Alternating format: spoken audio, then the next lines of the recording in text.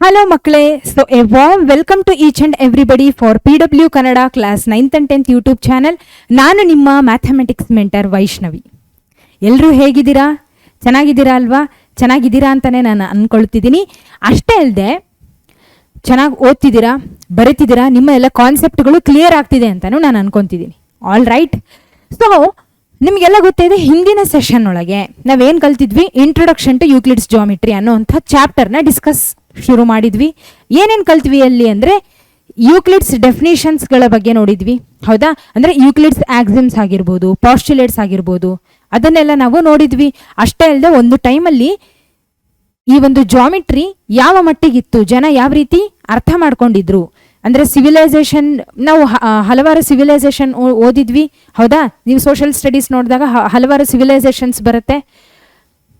ಆವಾಗ ಜನರು ಎಷ್ಟು ಮುಂದುವರೆದಿದ್ರು ಅಂತಲೂ ಗೊತ್ತಾಯಿತು. ಅಷ್ಟೇ ಅಲ್ಲದೆ ಒಂದು ಟೈಮಲ್ಲಿ ಈ ಒಂದು ಅಂದರೆ ನಾವು ಬೇರೆ ದೇಶಗಳ ಬಗ್ಗೆ ಮಾತಾಡಿದರೆ ಈ ಒಂದು ಜಾಮಿಟ್ರಿ ಬಗ್ಗೆ ಜನಗಳಿಗೆ ಅಷ್ಟೊಂದು ಅರಿವು ಇದ್ದಿದ್ದಿಲ್ಲ. ಸೊ ಇಂಥ ಒಂದು ಟೈಮಲ್ಲಿ ಗ್ರೀಕ್ನ ಒಬ್ಬ ಮ್ಯಾಥಮೆಟಿಷಿಯನ್, ಸೊ ಯೂಕ್ಲಿಡ್ ಅನ್ನುವಂಥ ವ್ಯಕ್ತಿ, ಸೊ 5 ಪಾಸ್ಟುಲೇಟ್ಸ್ಗಳನ್ನು 7 ಆಕ್ಸಿಮ್ಸ್ಗಳನ್ನು ಏನು ಮಾಡಿದ್ರು, ಸ್ಟೇಟ್ ಮಾಡಿದ್ರು. ಅದ್ರ ಬಗ್ಗೆ ನಾವು ಕಲ್ತೀವಿ.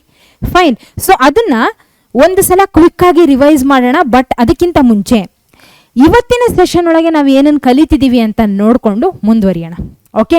ಸೊ ನಿನ್ನೆ ನಾನು ಹೇಳಿದ ಹಾಗೆ ನಿನ್ನೆ ಸೆಷನಲ್ಲಿ ಆಕ್ಸಿಮ್ಸ್ ಮತ್ತು ಪಾಸ್ಟುಲೇಟ್ಸ್ನ ಕಲ್ತ್ವಿ. ಹಾಗಿದ್ರೆ ಇವತ್ತಿನ ಸೆಷನ್ ಒಳಗೆ ಏನು ಕಲಿತೀವಿ ಅಂದರೆ ನೋಡಿ, ನಿನ್ನೆ ಸೆಷನಲ್ಲಿ ಆಕ್ಸಿಮ್ಸು ಪಾಸ್ಟುಲೇಟ್ಸು ಆದಮೇಲೆ ಒಂದು 2-3 ಕ್ವಶನ್ಸ್ನ ಸಾಲ್ವ್ ಮಾಡಿದ್ವಿ. ಹೌದಾ? ಆದರೆ ಪೂರ್ತಿಯಾಗಿ NCERT ಎಕ್ಸಸೈಸ್ ಕ್ವಶನ್ನ ಸಾಲ್ವ್ ಮಾಡಿರಲಿಲ್ಲ. ಇವತ್ತು ನಾವು ಸಾಲ್ವ್ ಮಾಡೋಣ. ಅದಾದಮೇಲೆ ಒಂದು ಕಾನ್ಸೆಪ್ಟ್ ಯಾವುದು ಅಂದರೆ equivalent versions of Euclid's 5th postulate. ಈ ಒಂದು ಕಾನ್ಸೆಪ್ಟ್ ಇದೆಯಲ್ಲ, ಇದ್ರ ಬಗ್ಗೆ ಡಿಸ್ಕಸ್ ಮಾಡೋಣ. ಆದರೆ ಗಮನ ಇಟ್ಟು ಕೇಳ್ರಿ, ಎಲ್ಲರೂ ಇಲ್ಲಿ ಗಮನ ಇಟ್ಟು ಕೇಳ್ರಿ. ಈ ಒಂದು ಕಾನ್ಸೆಪ್ಟ್ ಏನದಲ್ಲ, ಕೇವಲ ಕರ್ನಾಟಕ ಸ್ಟೇಟ್ ಸಿಲೆಬಸ್ ಫಾಲೋ ಮಾಡೋ ಮಕ್ಕಳಿಗೆ ಮಾತ್ರ, CBSE ಮಕ್ಕಳಿಗೆ ಇದು ಇಲ್ಲ. ಓಕೆ, ಇದೊಂದೇ ಕಾನ್ಸೆಪ್ಟ್ನ ತೆಗೆದು ಹಾಕಿದ್ದಾರೆ. All right, clear? ಮುಂದೆ ಹೋಗೋಣ. ಫೈನ್. ಸೊ ಮೊದಲನೇದಾಗಿ ಏನು ಮಾಡಬೇಕು, ಯೂಕ್ಲಿಡ್ಸ್ನ 7 ಆಕ್ಸಿಮ್ಸ್ಗಳನ್ನು ಹಾಗೆ 5 ಪಾಸ್ಟುಲೇಟ್ಸ್ಗಳನ್ನು ಕ್ವಿಕ್ಕಾಗಿ ರಿವೈಸ್ ಮಾಡಿಬಿಡೋಣ. ಓಕೆನಾ? All right. ಸೊ ಏನು ಯೂಕ್ಲಿಡ್ಸ್ನ 7 ಆಕ್ಸಿಮ್ಸ್ಗಳೇನು? Things which are equal to the same things are equal to one another. If equals are added to equals, the wholes are equal. If equals are subtracted from equals, the remainders are equal. Things which coincide with one another are equal to one another.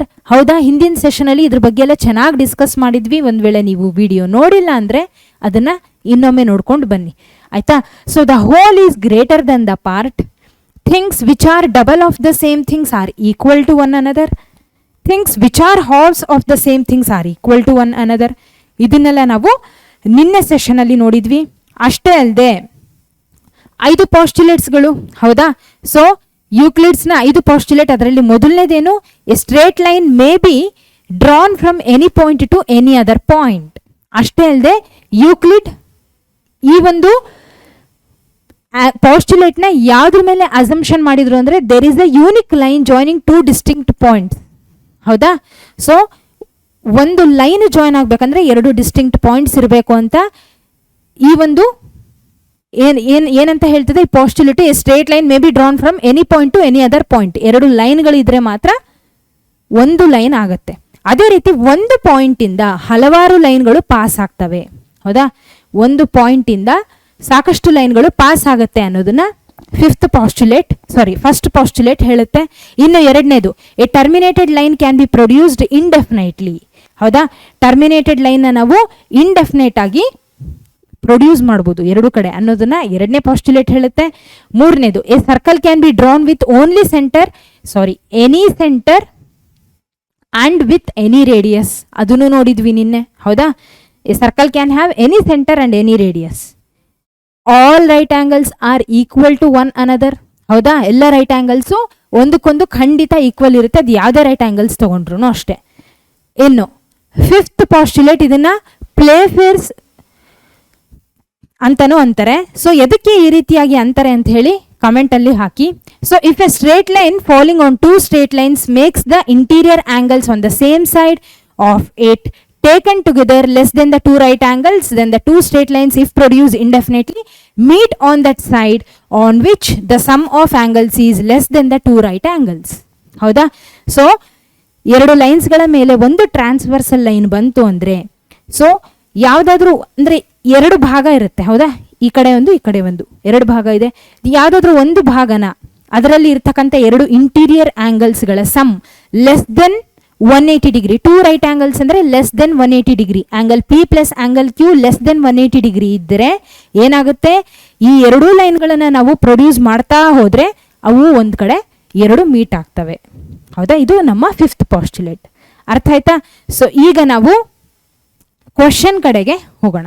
All right, ಮುಂದಿನ question. ನಿನ್ನೆ ಎರಡು question solve ಮಾಡಿದ್ವಿ, ಈಗ ಮುಂದುವರಿಯೋಣ. Consider two postulates given below. Given any two distinct point A and B, there exists a third point C which is in between A and B. There exist at least 3 points that are not on the same line. Do these postulates contain any undefined terms? Do they follow from Euclid's postulates? Explain ಅಂತ ಕೇಳ್ತಿದ್ದಾರೆ. Okay, ಮೊದಲನೇದಾಗಿ given any two distinct point A and B, ಎರಡು point ಇದೆ ನಮಗೆ A and B. ಓಕೆನಾ? There exist a third point C which is in between A and B. Okay, ಒಂದು line ಇದೆ A ಮತ್ತೆ ಬಿ, ಪಾಯಿಂಟ್ ಎ ಮತ್ತೆ B ನ join ಮಾಡಿದಾಗ ನಮಗೆ ಒಂದು ಲೈನ್ ಬರುತ್ತೆ, ಇವೆರಡರ ನಡುವೆ ಒಂದು ಪಾಯಿಂಟ್ ಬರುತ್ತೆ, that is C. Okay, A ಮತ್ತೆ ಬಿ ನಡುವೆ ಒಂದು ಪಾಯಿಂಟ್ ಬರುತ್ತೆ, ದಟ್ ಈಸ್ ಸಿ ಅಂತ ಹೇಳ್ತಿದ್ದಾರೆ. ಇದೇನಿದು ಮೊದಲನೇ point. Okay, consider two postulates. ಇದೊಂದು ಪಾಸ್ಟುಲೇಟ್ ಅಂತೆ, ಇಲ್ಲೇನು ಕೊಟ್ಟಾರೆ ಅದನ್ನ ಇಲ್ಲಿ ಬರದೆ. ಎರಡನೇದು, there exist at least 3 points that are not on the same line ಅಂತ ಹೇಳ್ತಿದ್ದಾರೆ. Example, that are not on the same line ಅಂದರೆ ಅದು ಎಲ್ಲಾದರೂ ಇರ್ಬೋದು, ಈ ರೀತಿಯಾಗಿ 1 2 ಈ ರೀತಿಯಾಗಿ. This is A, this is B, this is C, ಹೀಗೆ ಟ್ರಯಾಂಗ್ಯುಲರ್ ಶೇಪಲ್ಲಿ. ಓಕೆನಾ? ಟ್ರಯಾಂಗ್ಯುಲರ್ ಶೇಪಲ್ಲಿ ಬರೀಬೋದು. ಸೊ ಫಸ್ಟ್ ಏನು ಹೇಳಿದ್ರು, 3 ಪಾಯಿಂಟ್ಸ್ ಇದೆ, ಅದರಲ್ಲಿ 2 ಪಾಯಿಂಟ್ಸ್ ಎ ಮತ್ತೆ ಬಿ ನಡುವೆ ಒಂದು ಪಾಯಿಂಟ್ ಬರುತ್ತೆ, ದಟ್ ಈಸ್ ಸಿ. ಓಕೆ, ಇದು ಒಂದು ಸ್ಟ್ರೇಟ್ ಲೈನ್ ನ ಕ್ರಿಯೇಟ್ ಮಾಡುತ್ತೆ. ಹೌದಾ? ಇನ್ನೊಂದು, there exist at least 3 points that are not on the same line. Same line ಅಲ್ಲಿ ಇಲ್ಲ, ಬಟ್ 3 ಪಾಯಿಂಟ್ಸ್ಗಳು ಇವೆ. Do these postulates contain any undefined terms? Do they follow from Euclid's postulates? Explain ಅಂತ ಕೇಳ್ತಿದ್ದಾರೆ. ಫೈನ್. ಓಕೆ, ಸೊ ಇದಕ್ಕೆ answer yes, these postulates contain undefined terms. ಹೌದಾ? Question ಏನಿತ್ತು, any undefined ಟರ್ಮ್ಸ್ನ ಈ ಪಾಸ್ಟುಲೇಟ್ಸ್ಗಳು ಒಳಗೊಂಡಿದೆನಾ ಅಂತ ಕೇಳಿದರೆ ಖಂಡಿತ these postulates contain undefined terms such as point and line.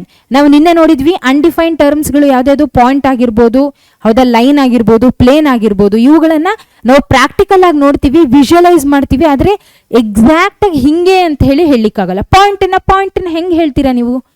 ಅದನ್ನ ಈ ರೀತಿಯಾಗಿ ಒಂದು ಡಾಟ್ ಇಟ್ಟು ತೋರಿಸ್ಬೋದು, ಆದರೆ ಪಾಯಿಂಟನ್ನ ಈ ರೀತಿಯಾಗಿರುತ್ತೆ, ಹಿಂಗಿರುತ್ತೆ ಅಂತ ಎಕ್ಸ್ಪ್ಲೇನ್ ಮಾಡ್ಲಿಕ್ಕೆ ಆಗಲ್ಲ. ಹೌದಾ? So they are undefined terms. So also these postulates are consistent because they deal with two different situations. So ಇವೆರಡು ಕನ್ಸಿಸ್ಟೆಂಟಾ ಅಂತ ಕೇಳ್ತಿದ್ದಾರೆ. ಏನಾದರೂ ಇದರಲ್ಲಿ ಅರ್ಥ ಇದೆನಾ ಅಂದರೆ ಖಂಡಿತ. ಯಾಕೆ ಅಂದರೆ these two contains different situations. ಮೊದಲನೇ ಸಿಚುಯೇಷನ್ ಏನು, 2 ಸಿಚುಯೇಷನ್ ಕೊಟ್ಟಿದ್ದಾರಲ್ವಾ, ಪಾಸ್ಟುಲೇಟ್ಸ್ ಅಂತ ಕೊಟ್ಟು 2 ಸಿಚುಯೇಷನ್ ಕೊಟ್ಟಿದ್ರು. Say that given 2 points A and B, there is a point C lying on the same line in between them. ಹೌದಾ? ಮೊದಲನೇದಾಗಿ ನಾವು ಇದನ್ನೇ ನೋಡಿದ್ದು, ಪಾಯಿಂಟ್ ಎ ಮತ್ತೆ ಬಿ ನಡುವೆ ಒಂದು ಪಾಯಿಂಟ್ ಬರುತ್ತೆ, ದಟ್ ಈಸ್ ಪಾಯಿಂಟ್ ಸಿ. ಇವೆರಡರ ನಡುವೆ ಲೈ ಆಗುತ್ತೆ. ಇನ್ನೊಂದು ಪಾಯಿಂಟ್ ಏನು ಹೇಳ್ತು, given 2 points A and B, you can take point C not lying on the same line through A and B. ಹೌದಾ? ಇದೇ ತಾನೇ ಹೇಳಿದ್ದು, ಡಿಫ್ರೆಂಟ್ ಪಾಯಿಂಟ್ಸ್ಗಳು ಇರುತ್ತೆ ಅಂತ. ಅವ್ರೇನು ಕೇಳಿದ್ರು ನಮಗೆ ಕ್ವಶನ್ ಅಲ್ಲಿ, do these postulates contain any undefined terms ಅಂತ ಕೇಳಿದ್ರು. ನಾವು ಹೇಳಿದ್ವಿ ಕಂಟೇನ್ ಆಗಿದೆ ಅಂತ. ಯಾವ್ದಾದ್ರು ಪಾಯಿಂಟು, ಹೌದಾ, ಲೈನು, ಇವೆಲ್ಲ undefined terms. Do they follow from Euclid's postulates? Explain. Do they follow from Euclid's postulates ಅಂದ್ರೆ ಆನ್ಸರ್ ಏನು? No. These postulates don't follow from Euclid's postulates, they follow the axiom ಅಂತ ಹೇಳ್ತಿದ್ದಾರೆ. ಹೌದಾ? ಸೊ ಯಾವುದೇ ನಾವು ಪಾಸ್ಟುಲೇಟ್ಗಳನ್ನೇ ಇವಾಗ ತಾನೇ ನೋಡಿದ್ವಿ. ಯಾವುದಾದ್ರೂ ಪಾಸ್ಟುಲೇಟ್ ಇದನ್ನ ಡಿಫೈನ್ ಮಾಡುತ್ತಾ? ಯಾವುದಾದ್ರೂ ಪಾಸ್ಟುಲೇಟು ಈ ರೀತಿಯಾಗಿ ಡಿಫೈನ್ ಮಾಡುತ್ತಾ? ಡಿಫ್ರೆಂಟ್ ಪಾಯಿಂಟ್ಸ್ಗಳು, ಹೌದಾ? ಆಮೇಲೆ ಎರಡು ಪಾಯಿಂಟ್ಸ್ಗಳ ನಡುವೆ ಇನ್ನೊಂದು ಪಾಯಿಂಟ್ ಲೈ ಆಗೋದು, ಇದನ್ನ ಯಾವುದಾದ್ರೂ ಪಾಸ್ಟುಲೇಟು ಆ ಎರಡು ಸೆಂಟೆನ್ಸ್ನ ಫಾಲೋ ಮಾಡುತ್ತಾ? ಇಲ್ಲ. ಸೊ ಹಾಗಾಗಿ it doesn't follow the postulate. Okay, but they follow the axiom. ಯಾವ ಆಕ್ಸಿಮ್ನ ಅದು ಫಾಲೋ ಮಾಡುತ್ತೆ? ಏನು ಅಂದರೆ ಎರಡು ಡೆಫಿನೈಟ್ ಪಾಯಿಂಟ್ಸ್ಗಳ ನಡುವೆ ಒಂದು ಲೈನ್ ಇರುತ್ತೆ ಅಂತ, ಹೌದಾ? ಎರಡು ಡಿಸ್ಟಿಂಕ್ಟ್ ಪಾಯಿಂಟ್ಸ್ ಇದೆ ಅಂದರೆ ಆ ಡಿಸ್ಟಿಂಕ್ಟ್ ಪಾಯಿಂಟ್ಸ್ನ ಒಂದು ಲೈನು ಜಾಯಿನ್ ಆಗುತ್ತೆ ಎರಡು ಡಿಸ್ಟಿಂಕ್ಟ್ ಪಾಯಿಂಟ್ಸ್ಗಳಿಂದ, ಹೌದಾ? So it follow the axiom. Fine. So ಈಗ ನಾವು ನಮ್ಮ ನೆಕ್ಸ್ಟ್ ಕ್ವೆಶನ್ ಕಡೆಗೆ ಹೋಗೋಣ. All right, fine, great. So ನಮ್ಮ ನೆಕ್ಸ್ಟ್ ಕ್ವೆಶನ್ ಯಾವುದು? ಇದು. If a point C lies between 2 point A and B such that AC is equal to BC, then prove that AC is equal to half AB. Explain by drawing the figure ಅಂತ ಹೇಳ್ತಿದ್ದಾರೆ. Okay, if a point C lies between 2 point A and B, ಎರಡು point ಇದೆ A ಮತ್ತಿದು B. Okay, point C lies between 2 point A and B.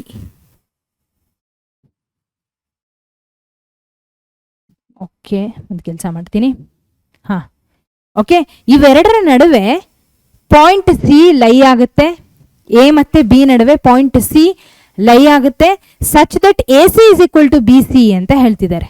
Okay, A C is equal to B C. This is given part.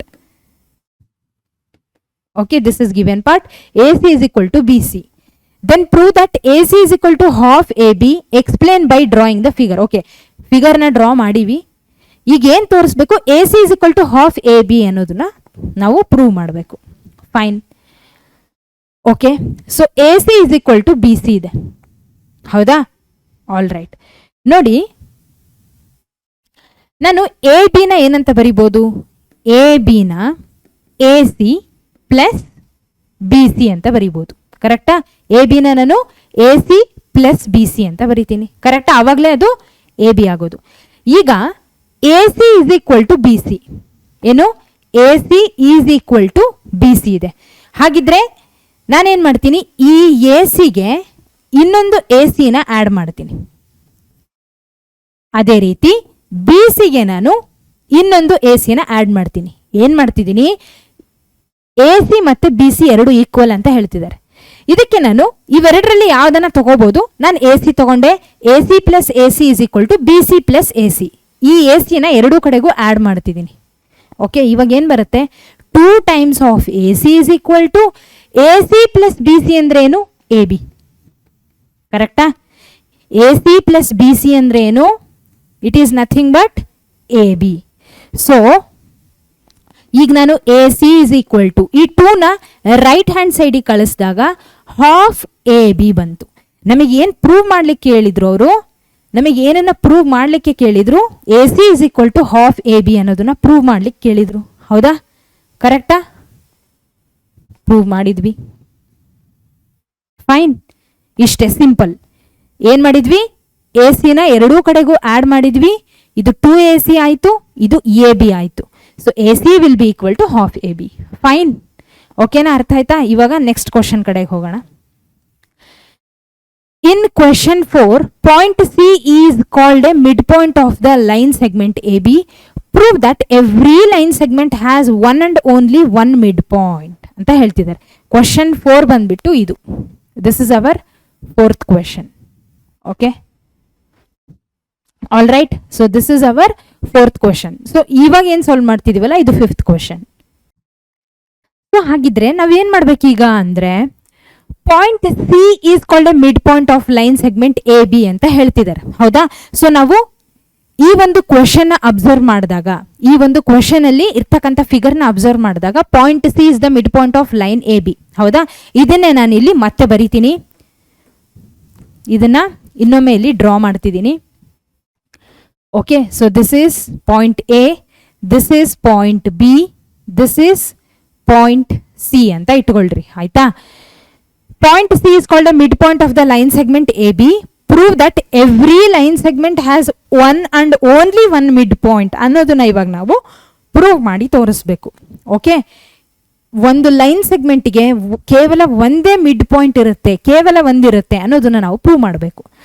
ಈಗ ನೋಡಿ, ನಾನೇನು ಮಾಡ್ತೀನಿ, ಒಂದು assume ಮಾಡ್ತೀನಿ. ಏನಂತ ಅಂದರೆ, ಈ ಒಂದು ಪಾಯಿಂಟ್ ಏನಿದೆ ಅಲ್ಲ, ಇದಕ್ಕೆ ಇನ್ನೊಂದು ಪಾಯಿಂಟ್ನ ನಾನು ಮಿಡ್ ಪಾಯಿಂಟ್ ಆಗಿ ತಗೊಂತೀನಿ, ಏನು ಡಿನ. ಓಕೆ, ಏನು ಮಾಡ್ತೀನಿ, ಒಂದು ಮಿಡ್ ಪಾಯಿಂಟ್ ಇದೆ, ಆಲ್ರೆಡಿ ಸಿ ಇದೆ, ನಾನು ಇನ್ನೊಂದು ಮಿಡ್ ಪಾಯಿಂಟ್ನ ತಗೊಂತೀನಿ, ಅದಕ್ಕೆ ಡಿ ಅಂತ ಹೆಸರು ಕೊಟ್ಟೆ. ಅದನ್ನ ಇಲ್ಲಿ ಬರೆಯೋಣ. Let's assume C and D are midpoints of line AB. Okay, so ನಾವು ಹಿಂದಿನ ಕ್ವಶನ್ ಅಲ್ಲಿ ಏನು ಪ್ರೂವ್ ಮಾಡಿದ್ವಿ, ಸಿ ನೋಡಿ, ಸಿ ಮಿಡ್ ಪಾಯಿಂಟ್ ಆಗಿದ್ದಾಗ A C will be equal to B C, ಆವಾಗ A C will be equal to half A B ಅನ್ನೋದನ್ನ prove ಮಾಡಿದ್ವಿ.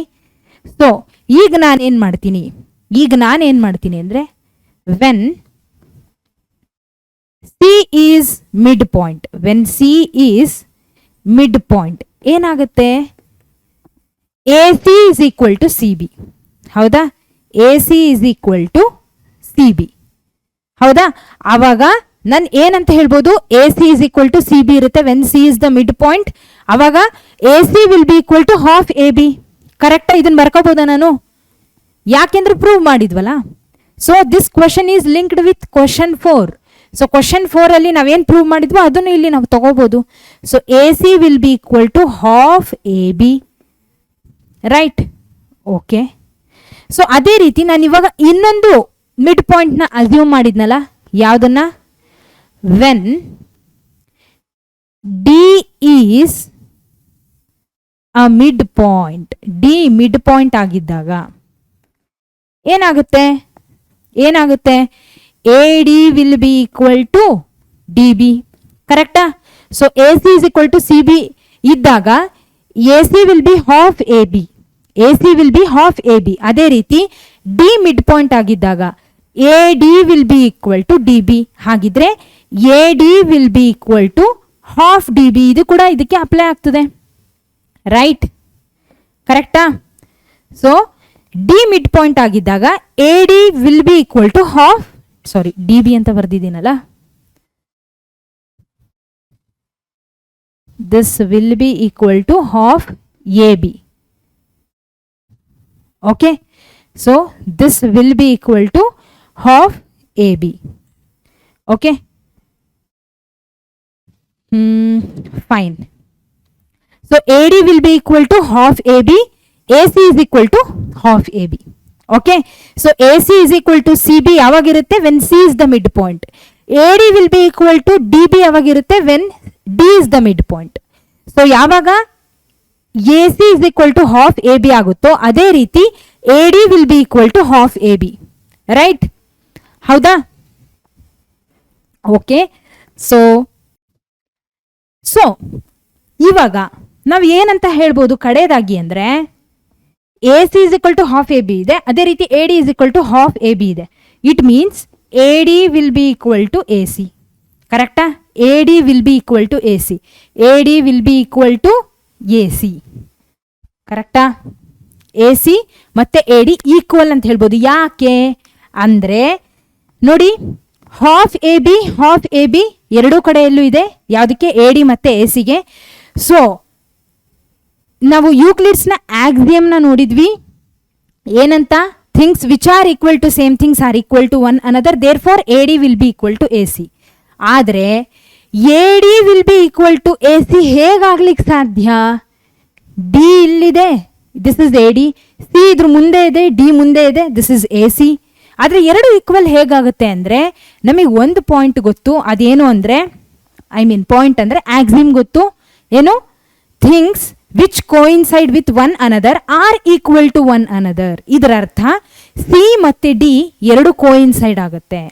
ಓಕೆನಾ, ಸೊ ಸಿ ಮತ್ತು ಡಿ ಎರಡು ಕೋಇನ್ಸೈಡ್ ಆಗುತ್ತೆ. ಸೊ ಫ್ರಮ್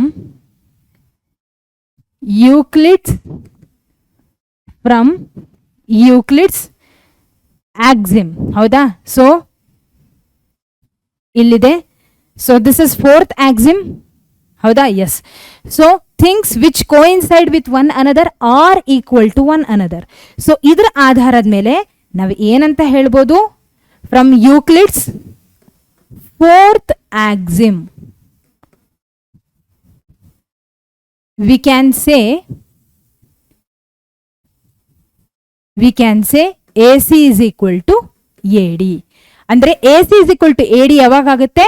ಡಿ ಮತ್ತೆ ಸಿ ಒಂದೇ ಪಾಯಿಂಟ್ ಆದಾಗ. ಡಿ ಮತ್ತೆ ಸಿ ಒಂದೇ ಪಾಯಿಂಟ್ ಯಾವಾಗ ಆಗುತ್ತೆ? ಎರಡು ಕೋಇನ್ಸೈಡ್ ಆದಾಗ.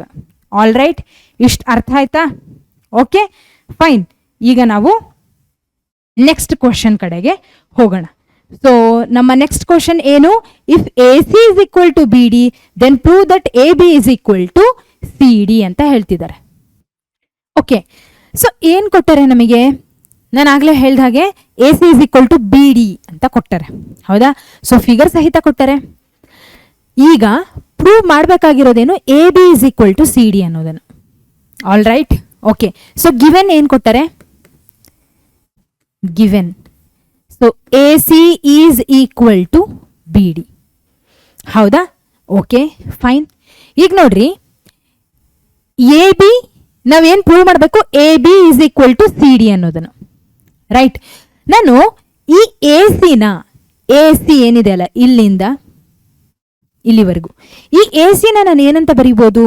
AC can be return as AB plus BC, ಹೌದಾ? AB plus BC. ಅದೇ ರೀತಿ BD ನಾನು ಏನಂತ ಬರೀಬೋದು? BD can be return as, ನೋಡಿ ಇಲ್ಲಿಂದ ಇಲ್ಲಿವರೆಗೂ ಅದೇ. ಸೊ BC ಪ್ಲಸ್ CD, ಏನು? BC plus CD. So if this is equation 1, ಇದು ನಮ್ಮ ಇಕ್ವೇಶನ್ 2 ಅಂತ ಇಟ್ಕೊಳ್ರಿ. AC value, BD value. ಇದನ್ನ ಓಕೆ, ಇದನ್ನ ಇಕ್ವೇಶನ್ 1 ಅಂತ ತಗೊಳ್ರಿ. This is equation 2, this is equation 3. ಈಗ ಈ AC ಮತ್ತು BDನ ಇಲ್ಲಿ ಸಬ್ಸ್ಟಿಟ್ಯೂಟ್ ಮಾಡ್ರಿ. ಏನು ಬರ್ತದೆ? AB plus BC is equal to BC plus CD. ಕರೆಕ್ಟಾ? ಹೌದಾ? ಇದನ್ನಿಲ್ಲಿ ಸಬ್ಸ್ಟಿಟ್ಯೂಟ್ ಮಾಡಿದೆ. ಈಗ AB plus BC is equal to ಸೈನ್ನ ತೆಗೆದ್ರೆ ಮೈನಸ್ BC ಮೈನಸ್ CD ಆಗುತ್ತೆ. ರೈಟ್, ಕರೆಕ್ಟಾ? So plus BC minus BC cancel ಆಗಿ AB ಮೈನಸ್ CD ಉಳಿತು. ಈ ಮೈನಸ್ ಸೈನ್ ಹೋಗಬೇಕು ಅಂದರೆ ನಾನೇನು ಮಾಡ್ತೀನಿ? AB is equal to CD ಮಾಡ್ತೀನಿ. ಅಂದರೆ ಇದನ್ನು ರೈಟ್ ಹ್ಯಾಂಡ್ ಸೈಡ್ಗೆ ಶಿಫ್ಟ್ ಮಾಡ್ತೀನಿ. ಆವಾಗ ನನಗೆ ಏನು ಸಿಗ್ತದೆ? What I will get? AB is equal to CD. ಅದನ್ನೇ ಅವ್ರು ಕೇಳಿದ್ರು, ಅದು ಪ್ರೂವ್ ಆಯಿತು. ಓಕೆ, ಅರ್ಥ ಆಯ್ತಾ ಹೆಂಗೆ ಅಂತ? ಈಗ ನೆಕ್ಸ್ಟ್ ಕ್ವಶನ್ ಕಡೆಗೆ ಹೋಗೋಣ. ಫೈನ್. ನೆಕ್ಸ್ಟ್ ಕ್ವಶನ್ ಏನು ಹೇಳ್ತಿದ್ದೆ? Next question, why is axiom 5 in the list of Euclid's axioms considered as a universal truth? Note that the question is not about the 5th postulate. So ಈ Euclid's 5th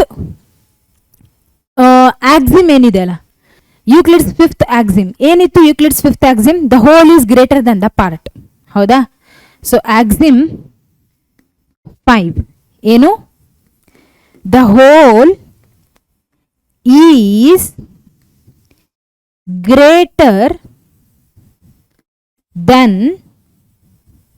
the part. The whole is greater than the part. ಸರಿನಾ? ಹೌದಾ? Okay.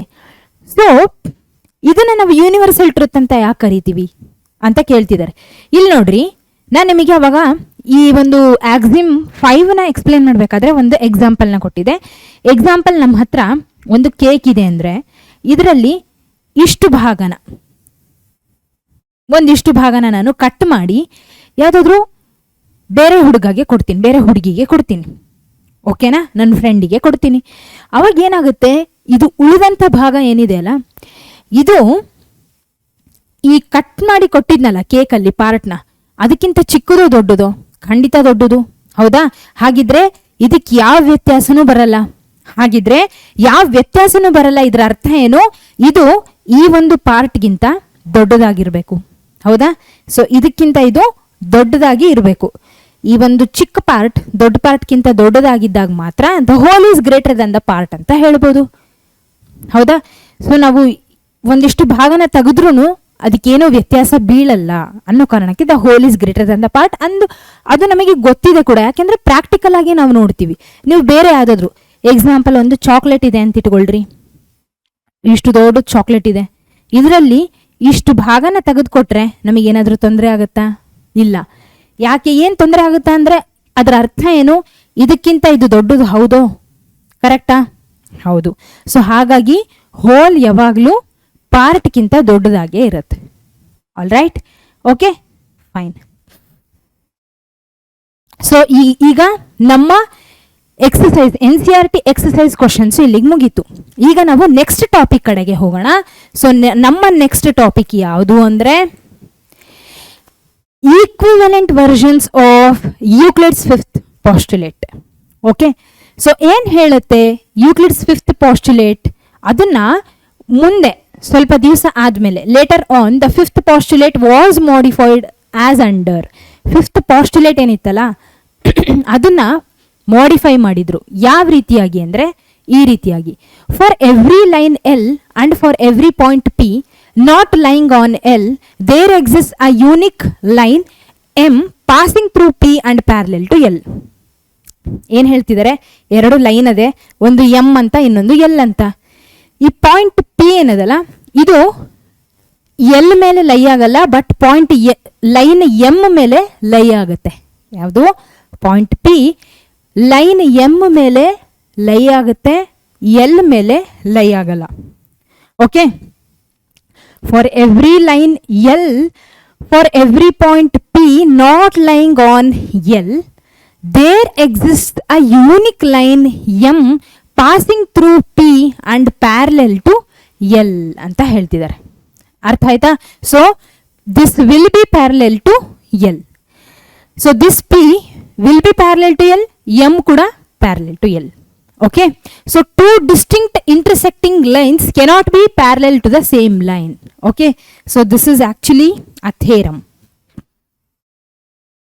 Okay, ಇದನ್ನ ಕಡೆಯದಾಗಿ Euclid ಹೇಳಿದ್ದು ಏನು ಅಂತ, two distinct intersecting lines cannot be parallel to the same line. ನೋಡಿ, ನಮ್ಮ ಹತ್ರ ಒಂದು ಇಂಟರ್ಸೆಕ್ಟಿಂಗ್ ಲೈನ್ ಇದೆ. ಹೌದಾ? ಇದೇನಿದು? Intersecting line. ರೈಟ್, ಕರೆಕ್ಟ್ ಅಲ್ವಾ? ಇಂಟರ್ಸೆಕ್ಟಿಂಗ್ ಲೈನ್ ಹೀಗಿರುತ್ತೆ, ಅಥವಾ ಹಿಂಗೆ ಬರೀತೀನಿ. So this is nothing but intersecting line. ಕರೆಕ್ಟಾ?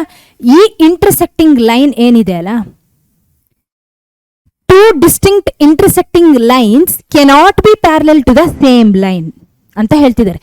ಎರಡು ಇಂಟರ್ಸೆಕ್ಟಿಂಗ್ ಲೈನ್ ಏನಿರುತ್ತಲ್ಲ that cannot be parallel to the same line ಅನ್ನೋದನ್ನ ಹೇಳ್ತಿದ್ದಾರೆ. ಅರ್ಥ ಆಯ್ತಾ? So this is nothing but our theorem. So this is Euclid's equivalent version of fifth postulate. ಅರ್ಥ ಆಯ್ತಾ? Fine. So ಈಗ ನಾವು ಇದ್ರ ಮೇಲ್ಗಡೆಗೆ ಒಂದೆರಡು ಕ್ವಶನ್ ನೋಡೋಣ. Fine. How would you rewrite Euclid's fifth postulate so that it would be easier to understand? ನಾವು ಅದನ್ನ ಇನ್ನೊಮ್ಮೆ ಬರೆದ್ರೆ ಯೂಕ್ಲಿಡ್ಸ್ನ ಫಿಫ್ತ್ ಪಾಸ್ಟುಲೇಟ್ ನಮಗೆ ಯಾವ ರೀತಿ ಬರಿಬೋದು, ಸೋ ದಟ್ ಅದು ತುಂಬ ಈಸಿಯೆಸ್ಟ್ ಆಗಿರಬೇಕು ಇದಕ್ಕೆ ಅರ್ಥ ಮಾಡ್ಕೊಳ್ಳೋದಕ್ಕೆ ಅಂತ ಅಂದರೆ ನಾವು ಏನಂತ ಬರಿಬೋದು, if a straight line falling on two straight lines makes the interior angles on the same side of it taken together less than two right angles, then the two straight lines, if produced indefinitely, meet on that side on which the sum of angles is less than two right angles. ಹೌದಾ? So ಏನಂತ ಹೇಳ್ತಿದ್ದಾರೆ ಅಂದರೆ, so ಇದೇನು ಅಂದರೆ ಇದಿಷ್ಟು, ಯಾವುದು ಇದಿಷ್ಟು, ಇದಿಷ್ಟು ಯೂಕ್ಲಿಡ್ಸ್ನ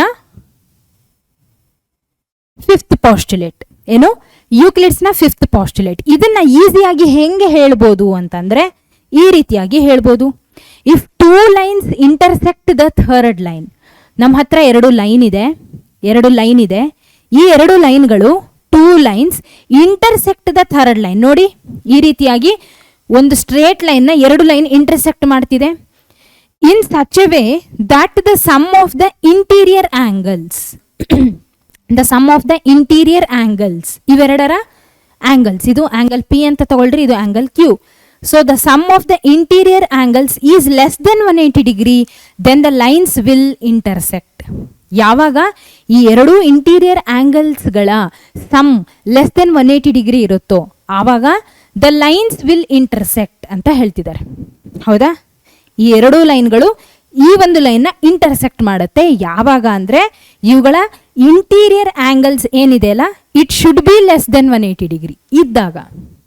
ಓಕೆ, ಫೈನ್, ಅರ್ಥ ಆಯ್ತಾ? ಈ ರೀತಿಯಾಗಿ ಸಿಂಪಲ್ ಆಗಿ ಹೇಳ್ಬೋದು. ಇಷ್ಟು ದೊಡ್ಡದನ್ನ ಈ ರೀತಿಯಾಗಿ ಹೇಳ್ಬೋದು.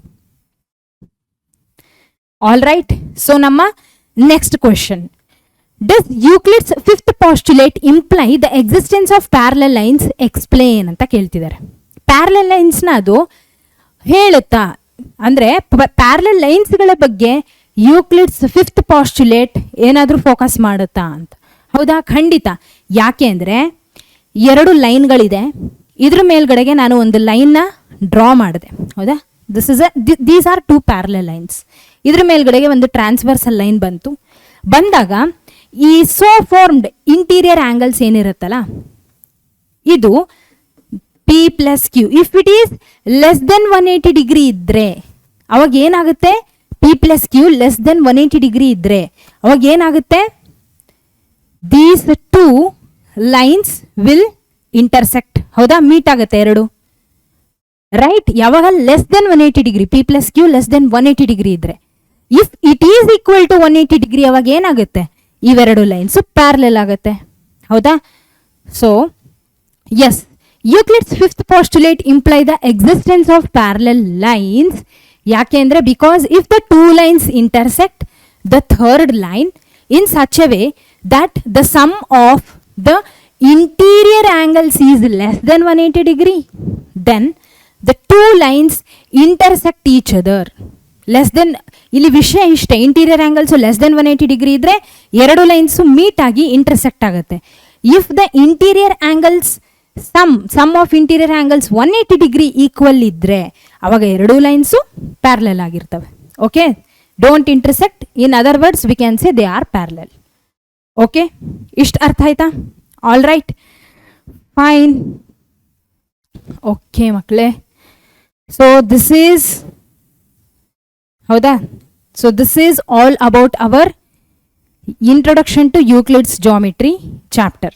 ಓಕೆನಾ? ಸೊ ಇಲ್ಲಿಗೆ ನಮ್ಮ ಯೂಕ್ಲಿಡ್ಸ್ ಜಾಮಿಟ್ರಿ ಏನಿತ್ತಲ್ಲ, ಈ ಒಂದು ಇಂಟ್ರೊಡಕ್ಷನ್ದು ಈ ಒಂದು ಕಾನ್ಸೆಪ್ಟ್, ಈ ಒಂದು ಚಾಪ್ಟರ್ ಏನಿದೆಲ್ಲ ಕಂಪ್ಲೀಟ್ ಆಯಿತು. Okay, so exercise questions complete ಆಯಿತು. ನಾವು ಪಾಸ್ಟುಲೇಟ್ಸ್ ಆಕ್ಸಿಮ್ಸ್ನ ಕೂಡ ನೋಡಿದ್ವಿ. ಈಗ ಮುಂದಿನ ಸೆಷನಲ್ಲಿ ಇದ್ರ ಮೇಲ್ಗಡೆಗೆ NCERT ಎಕ್ಸಾಂಪಲರ್ ಪ್ರಾಬ್ಲಮ್ಸ್ಗಳನ್ನು ಸಾಲ್ವ್ ಮಾಡೋಣ. ಓಕೆನಾ? ಸೊ NCERT ಎಕ್ಸಾಂಪಲರ್ ಪ್ರಾಬ್ಲಮ್ಸ್ನ ಸಾಲ್ವ್ ಮಾಡಿದರೆ ಇನ್ನು ನಿಮಗೆ ಪೂರ್ತಿಯಾಗಿ ಆಕ್ಸಿಮ್ಸ್ ಪಾಸ್ಟುಲೇಟ್ಸ್ನ ಕಾನ್ಸೆಪ್ಟು ಅದ್ರ ಮೇಲ್ಗಡೆಗೆ ಗ್ರಿಪ್ ಸಿಗ್ತದೆ, ಹಿಡಿತ ಸಿಗ್ತದೆ. Okay, all right. ಸೊ ಇವತ್ತಿನ ಸೆಷನ್ ನಿಮಗೆ ಅರ್ಥ ಆಯಿತು ಅಂತ ನಾನು ತಿಳ್ಕೊಂಡಿದ್ದೀನಿ ಮಕ್ಕಳೇ. ಸೊ ಚೆನ್ನಾಗಿ ಪ್ರಾಕ್ಟೀಸ್ ಮಾಡಿ ಅಂತ ನಾನು ಹೇಳಲಿಕ್ಕೆ ಇಷ್ಟಪಡ್ತೀನಿ. ಹೌದಾ? ಯಾಕೆ ನೋಡಿ, ಯಾವಾಗಲೂ ನಮಗೆ ಏನು ಗೊತ್ತಾ, ಯೂಶುವಲ್ ಆಗಿ ಯಾರಾದರೂ ಟಾಪರ್ ಆದರು ಅಂದರೆ, ಅವರೆಲ್ಲ ಟಾಪರ್ ಆದರು, ನನಗೆ ಆಗ್ಲಿಕ್ಕಾಗಲಿಲ್ಲ ಅಂತ ಕೊರಗ್ತೀವಿ. ಆದರೆ ನಾವು ಮಾಡಬೇಕಾಗಿರೋ ಕೆಲಸ ಏನು ಗೊತ್ತಾ, ಅವ್ರು ಎಷ್ಟು ಕಷ್ಟಪಟ್ಟರು ಅನ್ನೋದನ್ನು ನೋಡಬೇಕು. ಈಗ ಎಕ್ಸಾಂಪಲ್, ವಿಶ್ವದೊಳಗೆ ದೊಡ್ಡ ಅಥವಾ ನಮ್ಮ ದೇಶದೊಳಗೆ ತುಂಬ ದೊಡ್ಡ ಶ್ರೀಮಂತ ಇದ್ದ ಅಂತ ಇಟ್ಕೊಳ್ರಿ. ಆತ ಹೆಂಗೆ ಶ್ರೀಮಂತ ಆಗ್ತಾನೆ? ಆತ ಶ್ರೀಮಂತ ಆದಮೇಲೆ ನಮಗೆ ಗೊತ್ತಾಗ್ತದೆ, ಆದರೆ ಅದ್ರ ಹಿಂದ್ಗಡೆಗೆ ಎಷ್ಟು ಕಷ್ಟಪಟ್ಟಾನೆ ಅಂತ ಯಾರಿಗೂ ಗೊತ್ತಿರಲ್ಲ. ಅದು ಆತನ ಜೊತೆ ಇರೋರಿಗೆ ಗೊತ್ತಿರುತ್ತೆ. ಹೌದಾ? ಸೊ ಹಾಗಾಗಿ ನಾವು ಅವ್ರನ್ನ ಇಂಟರ್ವ್ಯೂ ಮಾಡಿದಾಗಲೇ ನಮಗೆ ಗೊತ್ತಾಗೋದು ಎಷ್ಟೆಷ್ಟು ಕಷ್ಟಪಟ್ಟರು ಅಂತ. ಹೌದಾ? ಸೊ ಯಾವುದೇ ಒಂದು ಒಳ್ಳೆ ಹುದ್ದೆಗೆ ಹೋಗ್ಬೇಕಂದ್ರೂ, ಈಗ IAS ಆಫೀಸರ್ಸ್ ಆಗಿರ್ಬೋದು, IPS ಆಫೀಸರ್ಸ್ ಆಗಿರ್ಬೋದು, ಅವರೆಲ್ಲ ಹೆಂಗೆ ಆಗ್ತಾರೆ ಅಂದರೆ ನಿಮಗೆ ಗೊತ್ತಿದೆ ಎಷ್ಟು ಕಷ್ಟಪಟ್ಟು ಓದ್ತಾರೆ ಅಂತ. ಹೌದಾ? ತುಂಬ ಶ್ರಮ ಪಡ್ತಾರೆ ಅದಕ್ಕೆ. ಸೊ ಹಾಗಾಗಿ ನಾವು ಎಷ್ಟು ಶ್ರಮ ಪಡ್ತೀವೋ ಅಷ್ಟು ಉತ್ತಮವಾಗಿ ನಮಗೆ ರಿಸಲ್ಟ್ ಬರುತ್ತೆ. ಸೊ ಹಾಗಾಗಿ ಕಷ್ಟಪಡ್ಲಿಕ್ಕೆ ಯಾರು ರೆಡಿ ಇರ್ತಾರೋ ಅವರಿಗೆ ಹೆಚ್ಚಿಗೆ ಅವ್ರು ಏನು ಬಯಸ್ತಾರೋ ಅದೆಲ್ಲವೂ ಸಿಗ್ತದೆ. ಓಕೆ, ಸೊ ಅದಕ್ಕೆ ಪರಿಶ್ರಮ ತುಂಬ ಇಂಪಾರ್ಟೆಂಟ್. ಸತತ ಪರಿಶ್ರಮವೇ ಯಶಸ್ಸಿನ ಹಿಂದಿರುವ ಗುಟ್ಟು. There is no shortcut for success. ಇಷ್ಟು ಹೇಳ್ತಾ ಚೆನ್ನಾಗಿ ಓದ್ಕೊಳ್ಳಿ, ನೀವು ಸಕ್ಸಸ್ಫುಲ್ ಆಗಿ ಅಂತ ಹೇಳ್ತೀನಿ ಮಕ್ಕಳೇ. ಮುಂದಿನ ಸೆಷನಲ್ಲಿ ಮತ್ತೆ ಮೀಟ್ ಆಗೋಣ. ಅಲ್ಲಿವರೆಗೂ ಚೆನ್ನಾಗಿ ಓದ್ರಿ. Take care every one. ಆರೋಗ್ಯವಾಗಿರಿ. Bye bye. ಧನ್ಯವಾದಗಳು.